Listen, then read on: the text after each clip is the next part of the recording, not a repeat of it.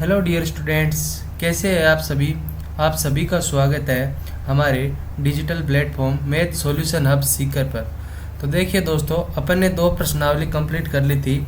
आज अपन स्टार्ट कर रहे हैं कक्षा 10 के गणित विषय की प्रश्नावली नंबर 3, जिसका नाम है दो चर वाले रैखिक समीकरण युग्म।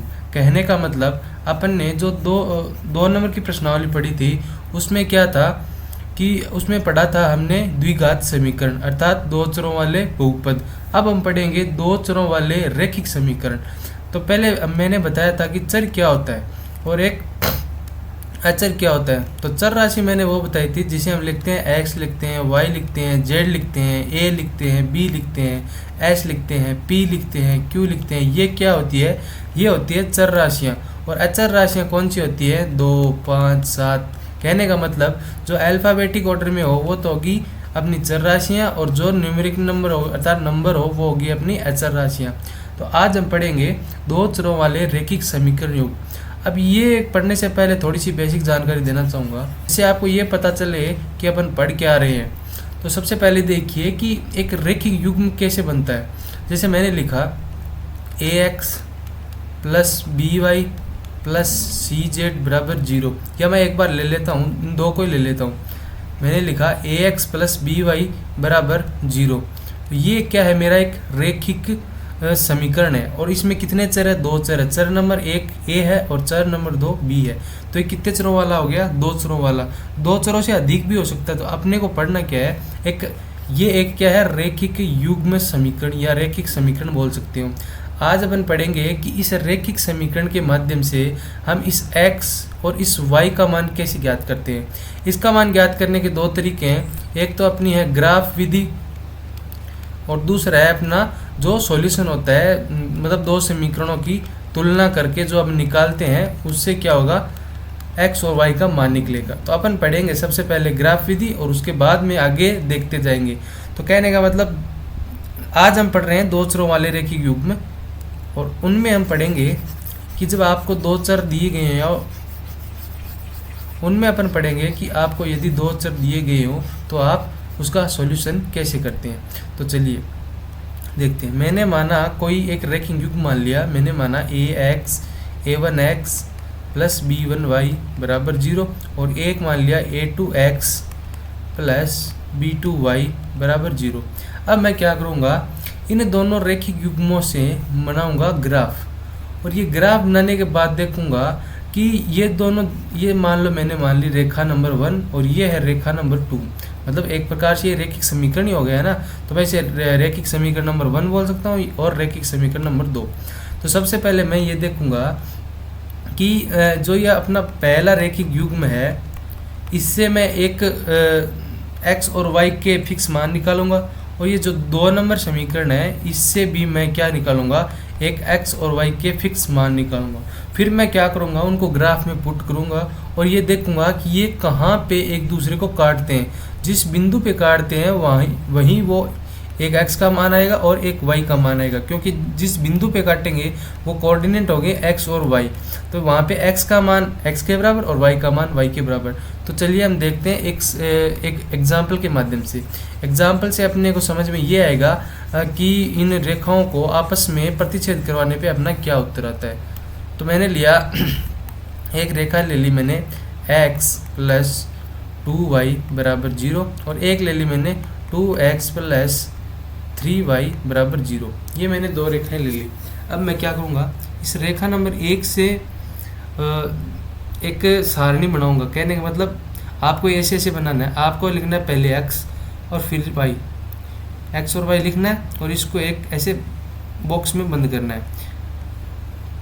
अपन बनाएंगे दो जोड़े निकालेंगे। अब देखो, ये समीकरण नंबर 1 है।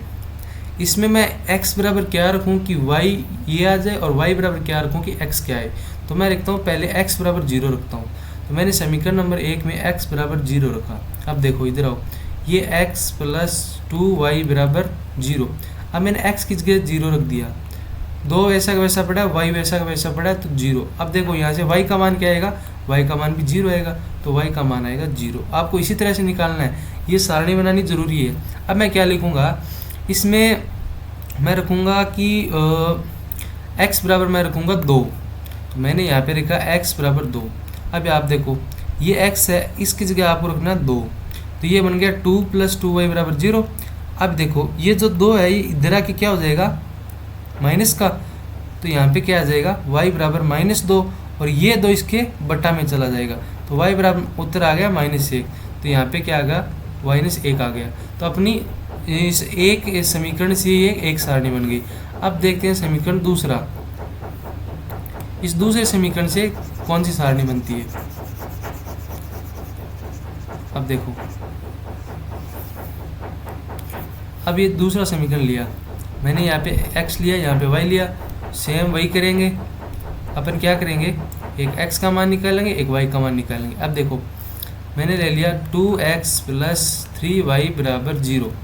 अब मैं x बराबर 0 रखूँगा तो मेरा y बराबर क्या आना चाहिए वो देखूँगा। तो मैंने x बराबर 0 रखा, तो x को किसी के साथ गुणा करते हैं तो 0 आता है, +3 × y बराबर 0, और यहाँ से y का मान भी कितना आ गया 0। तो x बराबर 0 तो y बराबर 0। अब मैं यहाँ पे क्या रखूँगा, अब मैं यहाँ पे रखूँगा x बराबर 3। मैंने रख दिया x बराबर 3। तो x बराबर जब 3 रखूँगा तो यहाँ पे 3 आएगा, तो 3 दूनी 6, तो ये हो गया 6 + 3y। अब ये 6 इधर आके किसका हो जाएगा, माइनस का, और ये 3 इसमें आ जाएगा भाग में, तो y बराबर आ गए -2। तो जब मैंने x बराबर 3 रखा तो y का मान आया -2। अब देखो अपने ये 2 सारणियाँ बन गई। अब इन सारणियों से क्या करेगा, अब इन सारणियों से अपन क्या करेंगे, ग्राफ बनाएंगे। वो ग्राफ कैसे बनाते हैं देखिए। अब देखो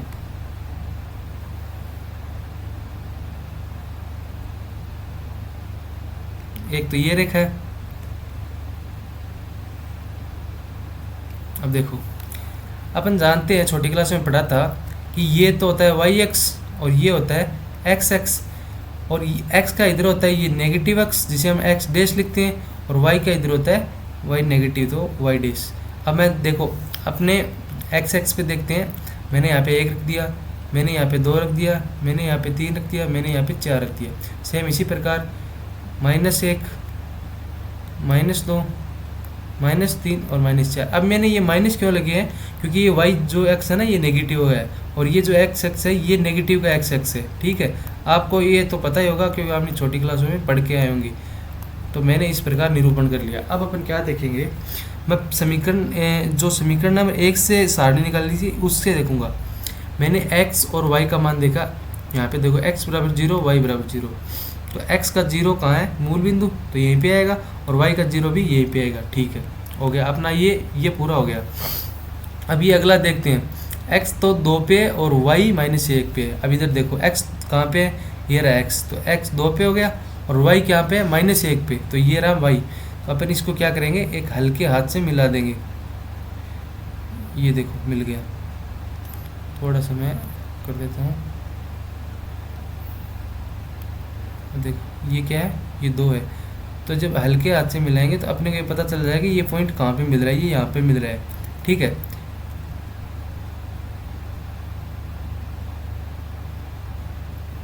और ये कि यहाँ पे मिल रहा है।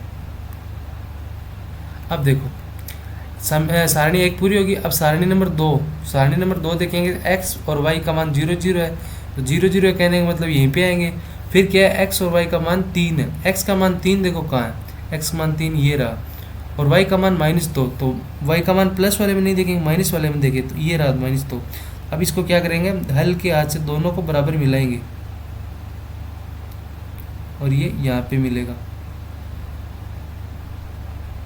मिल गया। अब अपन क्या करेंगे, अब ये देखेंगे ये रेखा प्रतिच्छेद कहाँ पे करती है, तो मैंने ये इन दोनों को ऐसे आपस में मिला दिया। अब देखो, अब इन दोनों समीकरणों को जो अपन हल करेंगे तो अपन पाएंगे कि x का मान क्या है और y का मान क्या है। जो भी यहाँ पे पॉइंट आएगा वही x y का मान होता है। तो अपन ने क्या देखा, अपन ने देखा कि 2 रेखिक युग्म दिए रखे, उनसे सारणी कैसे बनाते हैं। सबसे पहले तो अपन ने सारणी बनानी सीखी, एक का मान रखो और दूसरे का मान अपने आप आएगा। सारणी बना के इन सारणी का ग्राफ में निरूपण कैसे करते हैं वो भी अपन ने देखा। तो अब देखते हैं थोड़ी सी आगे की बेसिक जानकारी, चलिए देखते हैं। अब देखिए अपना उदाहरण नंबर 1 इसी पे बेस्ड है। तो सबसे पहले अपन देखेंगे उदाहरण नंबर 1। उदाहरण नंबर 1 क्या बोल रहा है? उदाहरण नंबर 1 बोल रहा है ग्राफ द्वारा जांच कीजिए कि समीकरण युग में x प्लस 3y बराबर 6 और 2x माइनस 3y बराबर 12 और संगत है। मतलब ये पहले देखना है कि ये संगत है या नहीं, और फिर यदि ऐसा होता है तो उनके द्वारा ग्राफ विधि द्वारा x और y के अपने को क्या ज्ञात करने हैं, मान ज्ञात करने हैं। तो अपने को समीकरण दे रखा है x प्लस 3y बराबर 6 और दूसरा है 2x माइनस 3y बराबर 12। अपने को ये दो समीकरण दे रखे हैं। अब अपन क्या करेंगे, वही इन दोनों के माध्यम से दो सारणियाँ बनाएंगे और ये देखेंगे कि इनको ग्राफ में कैसे निरूपण करते हैं। तो मैं पहले लेता हूँ x प्लस 3y बराबर 6। सबसे पहले मैंने ये लिया, इसे मैं क्या देखूँगा, इसे मैं ये देखूँगा कि मैंने लिया एक x लिया, मैंने एक लिया y। फिर मैं क्या बनाऊँगा, एक डब्बा बनाऊँगा, मतलब सारणी बनाऊँगा, जहाँ पे एक x का मान लूँगा, एक y का मान लूँगा। सबसे पहले मैंने लिया x बराबर 0। मैं जब x बराबर 0 लेता हूँ तो इधर देखो, इसको हम सॉल्व करते हैं। जब मैंने x बराबर 0 लिया तो x बराबर 0 प्लस 3y बराबर 6। अब देखो ये जो 0 ही है, ये 3 उधर जाके बटा में चले जाएगा, तो y का मान कितना आएगा, 6 बटा 3 बराबर 2। तो x बराबर 0 लिया तो y का मान आया 2। फिर मैंने लिया, अब मैं लूँगा अब मैं लूँगा y बराबर 0। एक बार उल्टा कर लेते हैं, तो अपना समीकरण क्या बना, x प्लस 3 इंटू वाई बराबर 0 ले लिया और इधर कितना है 0, तो x बराबर कितना आ जाएगा अपने, सॉरी इधर 6 है, ये तो 0 हो गया और x बराबर क्या बच गया, x बराबर 6 बच गया। जब मैंने y बराबर 0 रखा तो x का मान आया 6। तो अपनी एक समीकरण से एक सारणी बन गई। अब देखते हैं अपन दूसरे समीकरण को। दूसरे समीकरण में क्या है कि यही सेम प्रक्रिया करनी है। मैंने ले लिया दूसरा समीकरण 2x माइनस 3y बराबर 12। अब मैं क्या करूँगा, सेम वही सारणी बनाऊँगा। ये मैंने x लिखा, ये मैंने y लिखा। अब मैं क्या करूँगा, यहाँ पे फिर x बराबर 0 रखूँगा। जब मैंने x बराबर 0 रखा तो देखते सॉल्व करते हैं। x का मान 0 हो गया, माइनस 3 इंटू वाई बराबर 12। अब ये देखो ये 3 का माइनस 3 का उधर भाग लग जाएगा, तो y बराबर माइनस का 4, क्योंकि 3 का भाग देने पर माइनस 4 रहेगा, तो y का मान आ गया माइनस 4। अब मैं क्या करूँगा, y बराबर 0 रखूँगा। अब जब मैंने y बराबर 0 रखा तो देखा कि अपने ये थोड़ा पॉइंटों में आ रहा है, तो अपन y बराबर 0 नहीं रखते हैं, अपन y बराबर क्या रखेंगे, अपन इस बार रखेंगे y बराबर माइनस 2 रखते हैं एक बार। जब मैंने y बराबर माइनस 2 रखा तो क्या बनता है, 2x माइनस 3 इंटू माइनस 2 बराबर 12। ये कितना हो गया, 3 दूनी 6 और माइनस माइनस प्लस, ये गया 2x प्लस 6 बराबर 12। ये प्लस का 6 उधर जाके हो जाएगा माइनस, तो बच गया 6, इधर बच गया 2x और x बराबर 2 का भाग देने पे आया 3, तो x बराबर 3, क्योंकि जब मैंने y बराबर माइनस 2 रखा तो x बराबर 3 आया। अब अपन क्या करेंगे, इनको ग्राफ में निरूपित करेंगे और ये देखेंगे कि x और y कहाँ पे काटते हैं और जिससे अपने को x y के मान निकाल सकते हैं। अपन देखो अभी पढ़ रहे हैं ग्राफीय विधि, ग्राफीय विधि से x y के मान ज्ञात करेंगे और फिर आगे जाके दूसरी उदाहरणों में अपन क्या करेंगे कि इन दोनों के माध्यम मतलब समीकरणों को एक करके उनसे x और y के मान भी ज्ञात कर सकते हैं। अब मैं लेता हूँ ग्राफ, मैंने ले लिया ग्राफ, ये अपनी वाई एक्स होगी, ये अपनी एक्स एक्स होगी। मैं लिखूँगा यहाँ पे ये वाई एक्स, ये अपनी एक्स एक्स, ये अपनी नेगेटिव, ये भी अपनी नेगेटिव, ठीक है। ये अपना हो गया सेंटर ओ, ये 1, ये 2, ये 3 और इसको आगे बढ़ा लेते हैं। ये यहाँ पे अपना एक्स एक्स, ये अपना एक्स एक्स यहाँ पे है, ये अपना हो गया 4, एक बार मिटा देता हूँ थोड़ा सा, ये अपना हो गया 4, ये 5 और ये 6, ठीक है। और यहाँ पे भी 1 2 3 4 5। मैंने ये 6 इसलिए लिया क्योंकि अपना देखो x का मान है यहाँ पे 6 है, तो मतलब आगे तक जाएगा। ये -1, ये -2, ये -3, ये इधर -1, ये -2, ये -3, ये -4, ठीक है। अब देखो अपन सारणी नंबर 1 देखते हैं। सारणी नंबर 1 में क्या है, x बराबर 0, तो ये x पे देखना है आपको 0 यहाँ पे, ठीक है। फिर यहाँ पे नीचे क्या देखना है, y बराबर 2, तो यहाँ पे देखो y एक्स पे y 2 प्लस का है, प्लस वाला इधर जाएगा, तो अपना ये पॉइंट का क्या आ जाएगा, इधर आ जाएगा, ठीक है, आ गया। अब ये देखो x बराबर 6, तो ये x बराबर 6 यहाँ पे है, ठीक है। और y बराबर 0, तो y बराबर 0, तो अपनी एक लाइन तो ये बन गई।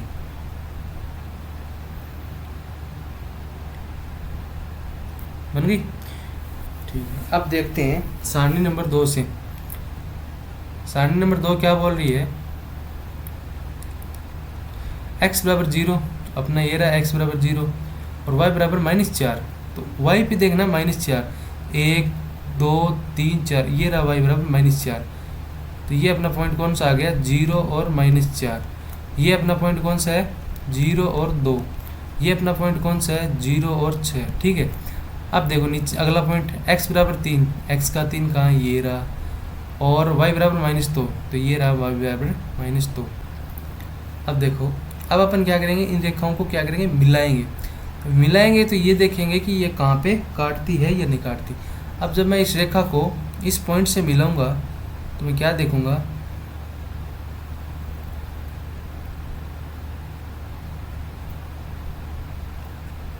ये रेखा यहाँ पे मिलती है, क्योंकि ये यहाँ से पॉइंट खींचेंगे और एक यहाँ से पॉइंट खींचेंगे, तो ये यहाँ पे अपनी क्या करेगी, मिलती हुई अपने को दिखाई देगी।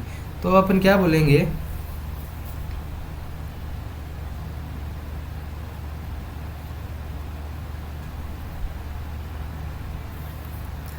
अपन ये देखेंगे कि इस x पर अपना उभयनिष्ठ बिंदु कौन सा है। अपना उभयनिष्ठ बिंदु है 0 और 6, तो मैं यहाँ पे क्या लिखूंगा कि x पर उभयनिष्ठ बिंदु 0 6 और 0 है, अतः x बराबर 6 और y बराबर 0। अपने क्या देखा, अपने आज देखा कि दो रेखाएं हैं, उनसे अपने को पहले दो सारणियाँ बनानी है। सारणियाँ बनाने के पश्चात इन सारणियों को ग्राफ पे निरूपित करना है और ये देखना है कि ये कौन सी x पर उभयनिष्ठ है। जिस x पर उभयनिष्ठ होगी वहीं से अपना x और y का मान निकलेगा, और ये x y के मान x और y कोऑर्डिनेट के रूप में होते हैं, जहाँ पे x का मान x के बराबर, y का मान y के बराबर। तो अपन ने क्या देखा, x बराबर 6 और y बराबर 0। तो इन दो समीकरणों को अगर आप सीधा हल करते तो भी x बराबर 6 और 0 आते, और एक ग्राफ विधि से हल किया तो भी अपना क्या है, 6 और 0 है। चलो अब देखते हैं अपना क्वेश्चन नंबर 2, सॉरी उदाहरण नंबर 2। उदाहरण नंबर 2 देखने से पहले फिर थोड़ी बेसिक चीज़ें बताऊंगा मैं आपको, उससे होगा क्या कि अपने को क्वेश्चन करने में दिक्कत नहीं आएगी।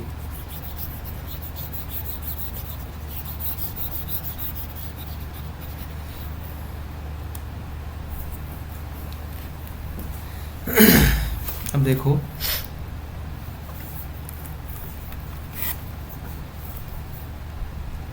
अब जब अपन इन रैखिक समीकरण को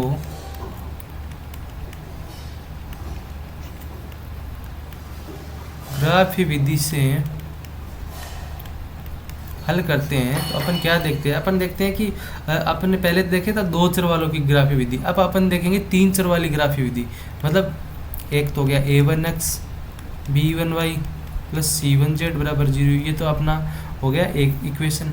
equation number 2 a2x b2y c2z बराबर 0, और ये एक अपना हो गया a3x plus b3y plus c3z। अपने क्या हो गए, अपने इस बार तीन चर हो गए और तीन ही समीकरण हो गए। अब अपन क्या करेंगे, इन तीनों चरों और समीकरणों की तुलना करेंगे, तुलना करके ये पता लगाएंगे कि ये किसके बराबर है या नहीं है। तो मैं क्या करता हूँ, पहले इन दो समीकरणों की तुलना करा के आपको बेसिक जानकारी दे दूँ, जिससे अपने को ये पता चल जाएगा कि इन दोनों को बराबर कराने पे क्या क्या आता है। तो देखिए मैंने क्या लिया, सबसे पहले मैंने A1 में A2 का भाग दिया, फिर B1 में B2 का भाग दिया और फिर C1 में C2 का भाग दिया। मैंने दो, अब मेरे अपने पास क्या होंगे, दो रैखिक समीकरण होंगे, उनमें आप क्या करोगे, A1 का भाग A2 में दोगे, B1 का B2 में दोगे, C1 का C2 में दोगे। जो x का पद होगा वो A का होगा, y का B का और z का C का होगा। आप क्या करोगे, सेम उसी में करोगे, 1 2 3 लगा दोगे।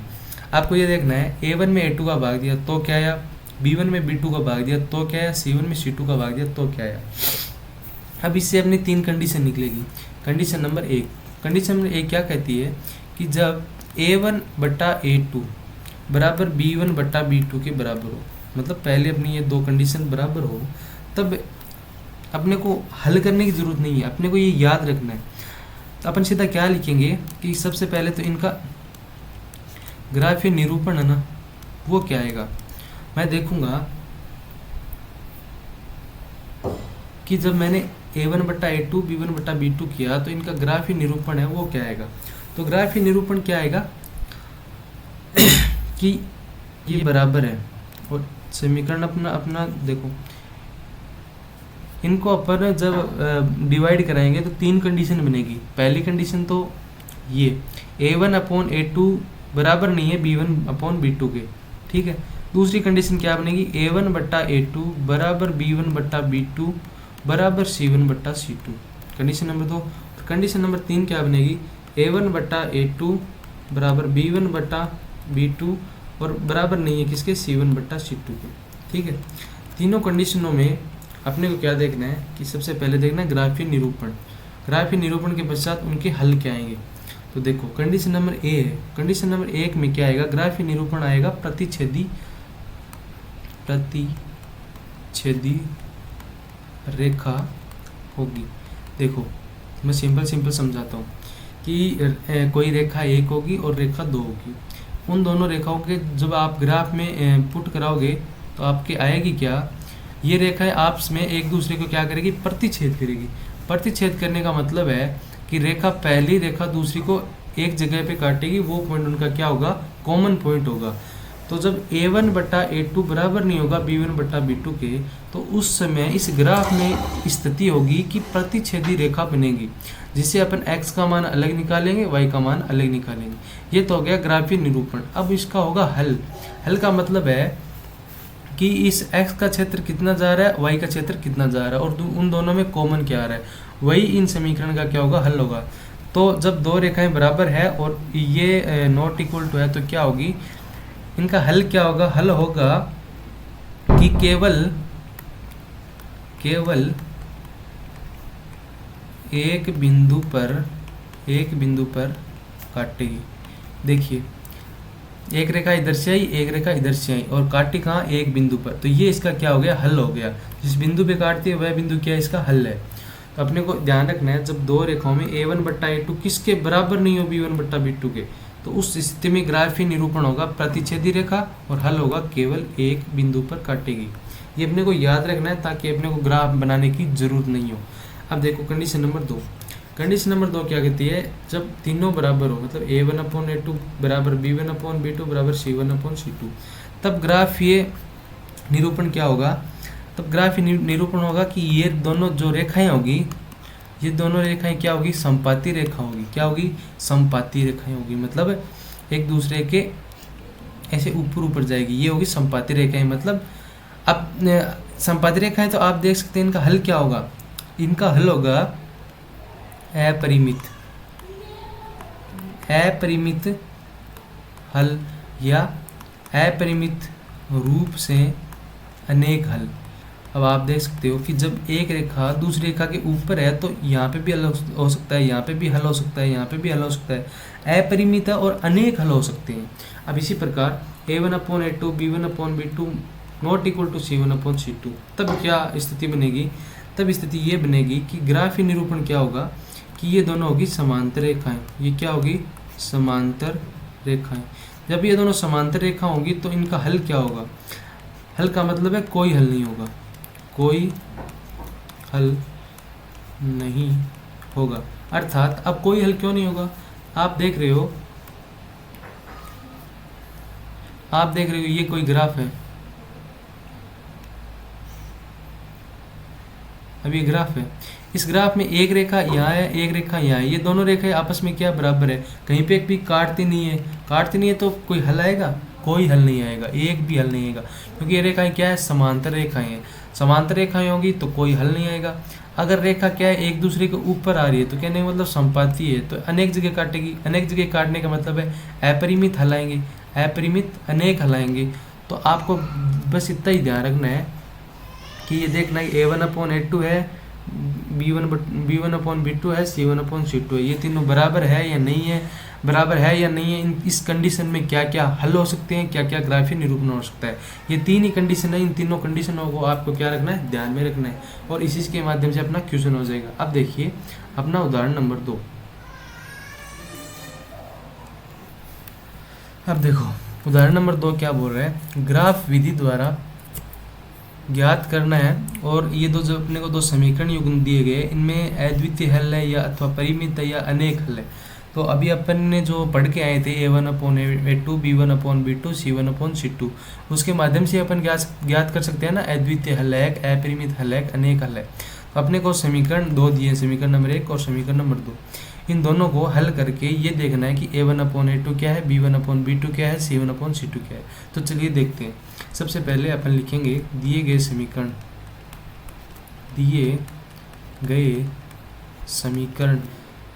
क्या है, एक है 5x - 8y + 1 = 0, और दूसरा क्या है 3x - 24/5y + 3/5 = 0। अब देखो ये अपने को दो रेखिक युग्म दिए गए। अब इन दोनों रेखिक युग्म में अपन क्या करेंगे, दोनों को पहले तो, अब देखो ये थोड़ी ऐसे लग रहे हैं ना भिन्न फॉर्म है, इनको इसी फॉर्म में बनाते हैं।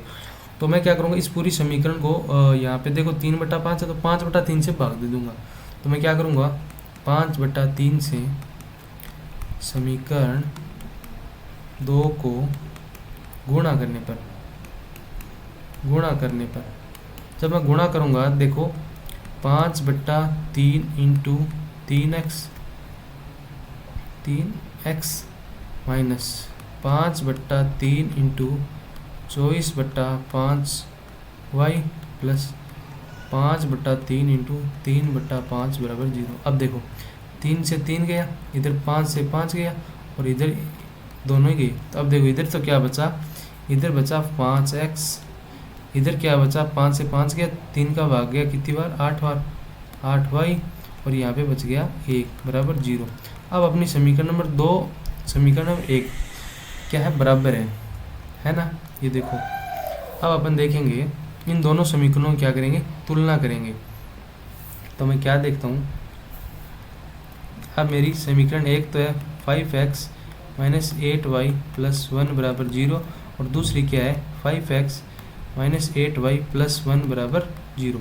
अब मेरी दोनों बराबर है। तो अब मैं देखूंगा नंबर 1 स्थिति, A1/A2 = B1/B2 = C1/C2 की जांच करने पर। अब मैं जांच करूंगा, मैं जांच क्या करूंगा, अब देखो मेरे पास A1 का मान कितना है 5, A2 का मान कितना है 5, B1 का मान कितना है -8, B2 का मान कितना है -8, C1 का मान कितना है 1, और C2 का मान कितना है 1। यहाँ पे देखो ये A1 है, ये A2 है, सॉरी ये A1 है, ये B1 है, ये C1 है, ये A2 B2 C2। अब हमने तीनों के मान लिख लिए, मान लिख के सेम डिवाइड करेंगे, तो 5/5 बराबर -8/-8 बराबर 1/1, सॉरी 1/1। तो अपना आ गया क्या, 1 = 1, 1 = 1, 1 = 1। अब आपको ये माइंड में याद करना है कि ये कौन सी कंडीशन है अपनी, ये वो कंडीशन है जिसमें अपने को ये बताया गया था कि A1/A2 = B1/B2 = C1/C2 हो। तो सबसे पहले देखना है ग्राफीय निरूपण क्या बताया था कि जब ये तीनों बराबर हो, जब तीनों बराबर होंगे तो अपना ग्राफीय निरूपण होगा समपाती रेखाएं। कौन सी रेखाएं? समपाती रेखाएं। तो अपन ये लिखेंगे कि ग्राफीय निरूपण तो होगा समपाती रेखाएं, ठीक है। और इन समीकरणों का जो हल आएगा वो हल आएगा अपरिमित या अपरिमित रूप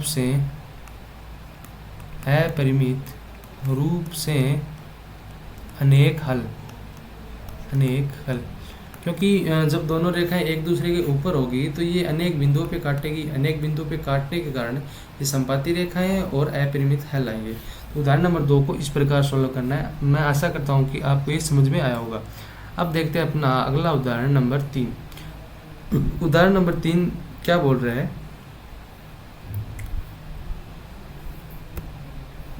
उदाहरण नंबर 3 ये बोल रहा है कि चंपा एक सेल में कुछ पेंट और स्कर्ट्स खरीदने गई। जब उसकी सहेलियों ने पूछा कि प्रत्येक में कितने नग खरीदे, तो उसने उत्तर दिया स्कर्ट्स की संख्या खरीदी गई पेंटों की संख्या की 2 गुनी से 2 कम और स्कर्ट की संख्या खरीदी गई पेंटों की संख्या से 4 गुनी से कम। सहेलियां ये जानने के लिए उत्सुक है, आपको उनकी सहायता करनी है और ये बताना है कि चंपा ने कितनी पेंट और कितनी स्कर्ट्स खरीदी थी। अब देखो इस प्रकार के क्वेश्चन में आपको ऐसे x और y मानना पड़ेगा। तो अपन क्या मानते हैं? मैंने माना कि यहाँ पे जो पेंट है ना, पेंट उसको मैंने x मान लिया और जो अपनी स्कर्ट्स है इसको मैंने y मान लिया।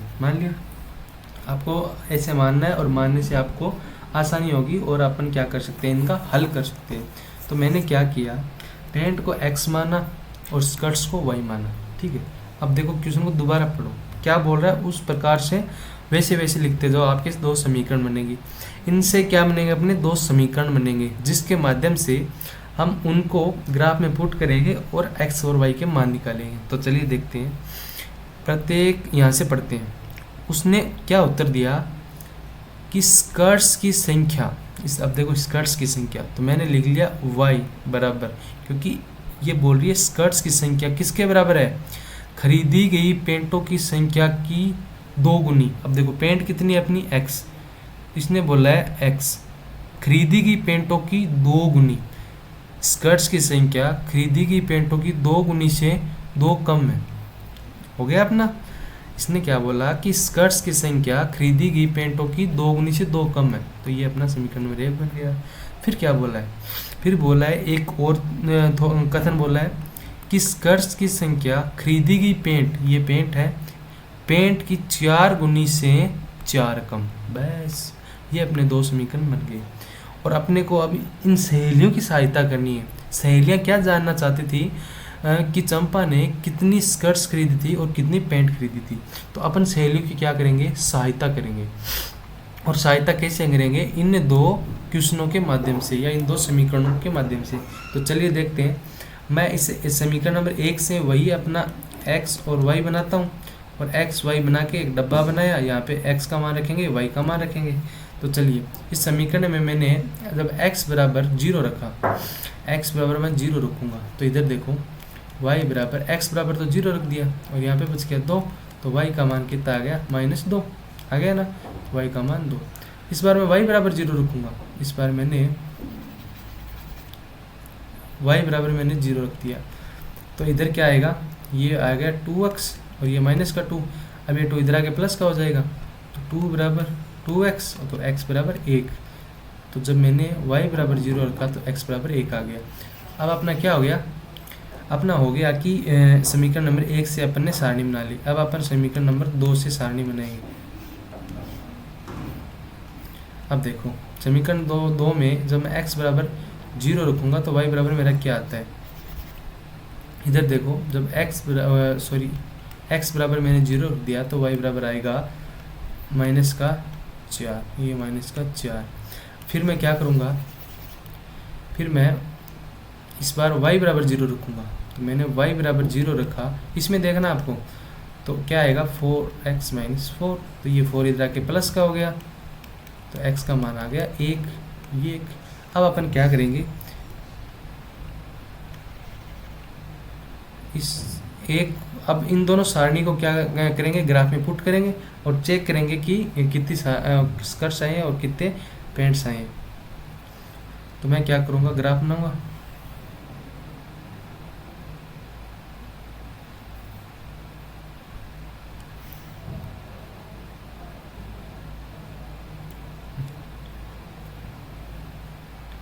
अब देखो, ये एक्स एक्स हो गया, ये वाई एक्स हो गया, ये माइनस का एक्स हो गया और ये माइनस का वाई हो गया, मतलब वाई डैश हो गया। ठीक है, अब देखो समीकरण नंबर 1 में एक्स का मान 0, सॉरी यहाँ पे पहले फुट कर लेते हैं, 1 2 3 4, 1 2 3 4, 1 2 3।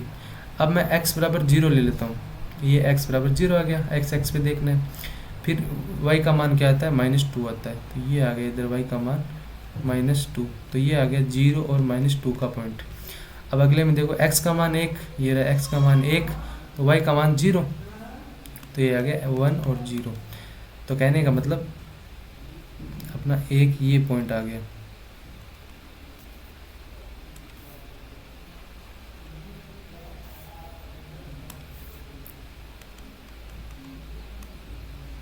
एक यहाँ पे आ गया। ठीक है, अब अगले में देखो x बराबर 0 और y बराबर -4, तो x बराबर 0 कहाँ है, ये रहा, और y बराबर -4 कहाँ है, ये नीचे रहा।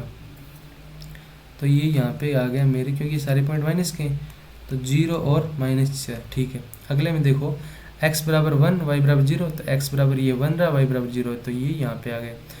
तो अब ये क्या हुआ, अपन ने देखा कि इन समीकरण से जब अपन ने ग्राफ में वैल्यू पुट की, वैल्यू पुट करने पे अपन ने पाया कि ये दोनों, एक तो अपना जब मैंने ग्राफ में वैल्यू पुट की तो यहाँ पे देखो x बराबर 10 पे ये काट रहा है, मतलब x बराबर 10 इसका क्या है, उभयनिष्ठ पॉइंट है। तो अपन क्या लिखेंगे कि